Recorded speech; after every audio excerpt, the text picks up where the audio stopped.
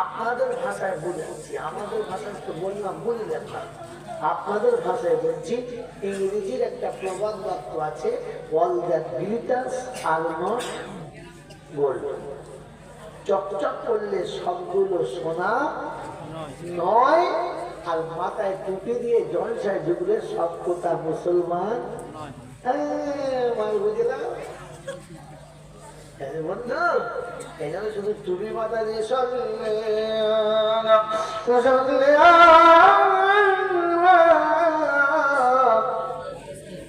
ফেরেশতা বলে প্রথমে বল তো দৌড় করার পারমিশন কে দিয়েছে?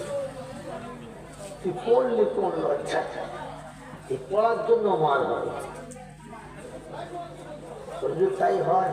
সব যুক্তি আছে আমার কাছে, আর যুক্তি শুধু যুক্তিতে নয়, কোরআন সহ যুক্তি আছে, পড়লেও মার হয়। নামাজ পড়া ভালো না খারাপ? ভালো। নামাজ পড়লে মার হয়, মার খাবো না বলি তো নামাজ পড়েছি। যেন বলে জল চটনে বাবারা এক ওয়াক্ত নামাজ খালা যদি করে 2 কোটি 8,88 লক্ষ হাজার বছর জাহান্নামের আগুনে জ্বলতে হয়। জাহান্নামের আগুন এত গরম গো বাবা, মোম যেমন গলে চলে যায়, শরীর থেকে মাংসগুলো মোমের মতো টপ টপ টপ টপ করে গলে যাবে। হাড়গুলো যখন দাঁড়াবে, হাড়গুলো বলতে শুরু করবে। পৃথিবীতে মানুষ যখন নামের আগুনে কঙ্কালের মধ্যে পড়বে বাবা, জাহান্নামের আগুন থেকে বাঁচে না। বাবা নামাজ পড়ো, বাবা নামাজ পড়ো, নামাজ পড়ো, নামাজ পড়ো রে, নামাজ ছাড়া কোনো গতি নাই। সরকারের চাচা চিন্তা করছে, ঠিক আছে নামাজটা পড়তে হবে, চলো। তারপরে বেলা বোর কাছে শুয়েছে, পর্যায়ে নামাজ জামাতে শুনে পড়ে হ্যাঁ গা ধরেছি, নামাজ পড়তে বলি, তাহলে গা ধরে সারা জীবন টিভির কাছে রাতে শুচ্ছে, সকালে পর্যন্ত নামাজ জামাত সাথে পড়ে গা ধরে হবে না। জীবনে নামাজ পড়লে হয় বলে এর মার ডবল হবে, ডবল হবে। কারণ এ তো নিজের মসজিদ নামাজ পড়েছে আর পাড়াটা নামাজ পড়েছে। খেলা না বলেন না, সবাই তো উঠে পাক্কা নামাজি, ও 5 ওয়াক্ত নামাজ জামাতের সঙ্গে মরে, কপালে দাগ পড়ে গেছে, কপালে লিখে দিচ্ছে আল্লাহ হু। ফেরেশতারা বলছে কবরে লিখে জ্বলবি হু হু হু হু, আল্লাহ হু চলে গেল। জানোয়ার কথা না, জানোয়ারের কপালে আল্লাহ হু লিখে দেয়। জীবনে চেষ্টা করে পানি নেই, 5 ওয়াক্ত নামাজ পড়েছে। অর্থাৎ নামাজ পড়লে মার ডবল না সিরিয়ে ডবল মার। তো দরুদ পড়লে আপনাকে না যা আগে পারমিশন পেতে হবে, কিন্তু বিনা পারমিশনে পড়েছে। দরুদ সবাইকে পড়তে বলেছে, শুধু আমাদের দুজনকে যদি বলে। কারণ ধর্ম সম্পর্কে আপনি যে নিরক্ষর, এটা তার নমুনা, কিছু জানেন না। তারপরে মনের মাথায় বলে আমি বুঝি না, নাকি বলছে বললি হবে, তখন বুঝতে পারছে না আবু জেহেলের মালার কারণ। আবু জেহেলের ভাষা এরকম ছিল, মুহাম্মদ চাই বলতে বলুন না, ওই নিরক্ষর মুহাম্মদ কিছু জানে না, ওটা বলছে শুনতে হবে কি আমরা বুঝি না। আমি কি বলবো,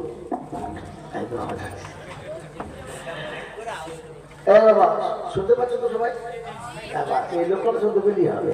কি বলেন, বাইরে রান্না বান্না চলছে, ওদের শুনিয়ে কি দাম? বাঙালিরা শোনালা লাগে না, জ্ঞানী জনেরা সুযোগ অবসরা আমার সোনামণি মায়েরা বলে গেছে। এই জন্য শুনে রেখে দেন, আল্লাহ পাক রব্বুল আলামিন দরুদ শোনাচ্ছে। দরুদ শোনানোর জন্য সব শোনাচ্ছে কি, যে আল্লাহ নবী যা বলতো আবু জেহেল শুনতো, কিন্তু দূরে থেকে শুনতো, বলতো রাস্তা মোহাম্মদ যা বলতো শুনতে হবে নাকি? ও নিরক্ষর মোহাম্মদ কিছু হয় না, আমি কি লেখাপড়া যাই না? আবু জেহেল লেখাপড়া জানতো না, জানতো না, বিখ্যাত জ্ঞানী ছিলেন, কিন্তু যখন নবীর কথা শুনতে পেলেন না, বুঝতে পেলেন না, তো তখন তার নাম দেওয়া হলো আনতা আবু জাহিল। তিনি হলেন মূর্খের পিতা, কিচ্ছু জানিস না। তিনি বলতেন যে মোহাম্মদ যা বলে শুনতে হবে নাকি? এই কথা কার? আবু জেহেলের। কার? আরে ওরা তথ্যযুক্ত কথা বললে বলে রাগ তো বলবি, সব পেট গজানো কথা বলি শুনতে হবে, তখন বুঝতে হবে অরিজিনাল আবু জেহেল এই মালটাই। তখন কিয়ামতে ওকে আবু জেহেলের খাতায় উঠতে হবে। তাই ওরা আমাদের কথা শুনে ছট করে মন্তব্য করবেন না, শেষে আপনি হয়তো আব্দুর রহমান বলে কবরে যাবেন, কিয়ামতে আবু জেহেল হয়ে আপনাকে উঠতে হবে, কিছু করার থাকবে না।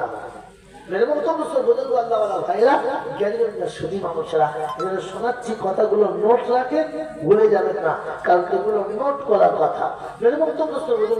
ভাইরা সুদী মানুষেরা, আমি আপনাকে শুনিয়েছি যে যদি আলহামদুলিল্লাহ না বলে তো তাহলে বুঝতে হবে বুদ্ধিমানের দল, শয়তানের দল, মতি রহমানের দল না। বলেছিল বললাম না, সেজন্য আমি আপনি ভাববো ইনশাআল্লাহ। কি বলেন? ভাববো ইনশাআল্লাহ। শোনাচ্ছিলাম প্রশংসা একমাত্র মালিক হলো আল্লাহ, তার দরবারে। দরবার কার? আল্লাহ। দরবার কার? আল্লাহ। বাকি বাংলা, বিহার, উড়িষ্যা, ঝাড়খণ্ড, বিশ্বেতে যত দরবার আছে সব মানুষ ঠকানোর কারবার, সব মানুষ ঠকানোর কারবার। আর একটাই হচ্ছে দরবার, যেটা আল্লাহ। আযান হয়েছে আল্লাহু আকবার, তো লাইনে দাঁড়িয়ে গেছে, সামনে পায়খানার মিস্ত্রি, পিছনে মুখ্যমন্ত্রী, কিচ্ছু করার নাই, পিছনেই পড়তে হবে। হ্যাঁ না না, একদিকে মিনিস্টার, একদিকে ব্যারিস্টার, মাঝখানে দাঁড়িয়েছে পাড়ার ঝাড়ুদার। আপনার হুকুম নেই মাঝখান থেকে সরাবার আছে। এটা হলো দরবার, আর বাকি সব কারবার। তার দরবারে খানা খোনা সাদা কালু, দেশি বিদেশি, আমাদের মধ্যে এ দলের ও দলের, হাফেজ সাহেব, মুন্সি, পীর সাহেব, ফকির সাহেব, ডাক্তার, মাস্টার, শিক্ষিত, মূর্খ, ধনী, গরিব, চাষা, ভূষক, খানা, পুজো, অচল, সচল, দুর্বল, সবল, বললে সব কটাই এক দল। হানাফি, শাফি, মালিকি, হাম্বলি, কাদরিয়া, চিশতিয়া, মুজাদ্দিদিয়া, নকশবন্দিয়া, দেওবন্দ, ফুরফুরা, তাবলীগ, হিজবুল্লাহ, আদমগাছি, হাক্কানি, কাদিয়ানি, তালতলা, নারকলডাঙ্গা, পাথর চাবড়ি, পিয়ার ডাঙ্গা, মল্লি ডাঙ্গা, কবর ডাঙ্গা, আর কোন ডাঙ্গা নাই। হিন্দু, মুসলমান, জৈন, খ্রিস্টান, বেঈমান, নাফরমান, মরলে সব কটাই সমান সমান। তখন একটাই নাম, মসজিদের ইমাম বলুক আর মন্দিরের বামন বলুক, দুটোর নাম লাশ। মুসল্লি কিংবা মোতোয়াল্লি বলুক, মুচি কিংবা সাঁওতাল বলুক, দুটোর নাম লাশ। ফেরেশতারা বলে যখন যাচ্ছিস তখন যা, তবে যাবার সময় দেখে যাস, আর একটু ভেবে যাস। কবরে যাস আর শ্মশানে যাস, ভেবে যাস, সাথে যাচ্ছে আচ্ছা বাস। যদি আমল থাকে পাস, আর তাহলে ভেতরে গেলেই বুঝে যাস এই ক্ষমতার যিনি একাই মালিক, তিনি কে? জোরে বলেন, তিনি কে? এতে বিশ্বাস নাই? আছে বিশ্বাস? বিশ্বাস শুধু মুখে না, বুকে, অন্তরে। অন্তরে যখন বিশ্বাস হবে, তখন রমণীর গায়ের কাপড় সরে গেলে পুরুষের মাথা নিচে হবে, নারীর বুকের কাপড় সরে গেলে পুরুষ পর্দা করবে। এই মুখের আল্লাহ যখন বুকে যাবে, এই মুখের আল্লাহ যখন বুকের ভেতরে যাবে, তো শুনে রেখে দেন, এটা উত্তম দোস্তর বুজুর্গ, বিয়ে হয়ে যাওয়া বোনকে শ্বশুর বাড়ি থেকে ডেকে এনে তার পৈতৃক সম্পত্তিটাকে বুঝিয়ে দেবে, বুঝিয়ে দেবে। বুঝিয়ে দিয়েছেন না বুঝিয়ে মেরে নিয়েছেন? আর হাজি সাহেব হয়ে গেছে, বোনের সম্পত্তি বুঝিয়ে মেরে নিয়েছে, আর ডবল হজ করে বাড়ি গিয়েছে, ডবল হাজি। ফেরেশতারা বলে, আল্লাহ বাঁশের কোন জায়গাটা চাঁচা ঠিক লাইন হবে বলে দিন, গোড়ার দিকে না মাঝের দিকে? কি রাস্তায় ফুটপাতে জামা বিক্রি হয়, যায় না?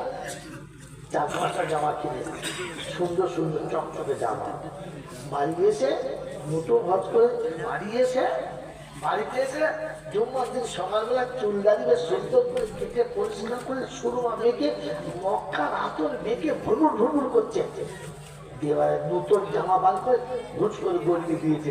জামাটা পরে থাকে, ও যত বড় জামা 4 থেকে 4 হয়ে যাবে। তো হাজি সাহেব গিনি বলছে পুরো নাইটি কোন হয়ে খচ্চর খেয়েছিল বলছে আমাদের মেয়েদের একটু ঝুলে যায় তো জ্ঞান গম্য কিচ্ছু নেই তখন কি বলছি জানেন বড় জামা পড়া শোন না বড় জামা পড়া যেতে বলেন এর জন্য তো হারাম ও হারামের এটা জানা নাই যে এত বড় পড়া হারাম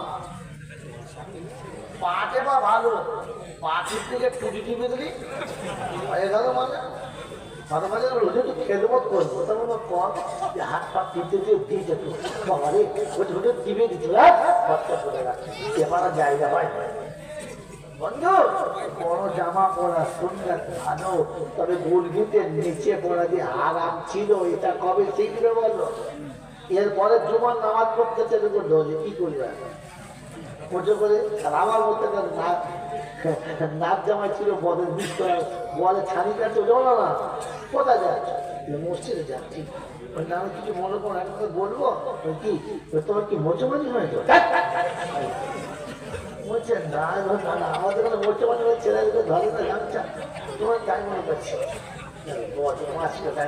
এখনো পর্যন্ত জামা পরার ডিজাইন জানে না সবাই ডবল হাজির হয়ে চলে মনে করছে ফেরত চিনতে পারছে কেউ জন নিচে চিনতে পারবে আল্লাহর উপরে বিশ্বাস আছে বিশ্বাস আছে এখনো পর্যন্ত আছে আল্লাহর উপরে যদি বিশ্বাস থাকতো তাহলে বগে মাছ খেলে কিচ্ছু বলে নাই পান করতে মাছ খেলে কিচ্ছু বলে নাই গোসাপে খেলে কিচ্ছু বলে নাই গরিবের ছেলে ছিপ ফেললে ডাল দিয়েছে কারা মানুষেরা জানোয়ারে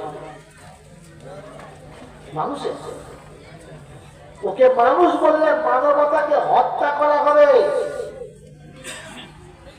সারা বছরে পান কৌড়ি 200 মাস খেলো কোন প্রতিবাদ করলো না আন্দোলন হলো না বগে খেলো কথা বলো না সাপে খেলো কথা বলো না ও সাপে খেলো কিচ্ছু বললো না মাছরাঙা খেলো কিছুই হলো না গরিবের ছেলে ছিপ ফেলে দুটো পুঁটি মাছ ধরেছে পোনা মাছ তো ধরেই না তাকেই তার মাগুর তুলে গালি দিল একে জানোয়ার ছাড়া কি বলবে বলো এরকম জানোয়ার মরে যাবে এরকম বলিরা দোয়া করলে ও সারা জাহান নামে যা পেয়ে যাবে যদি দেরিতে যদি এখন আগে যাবে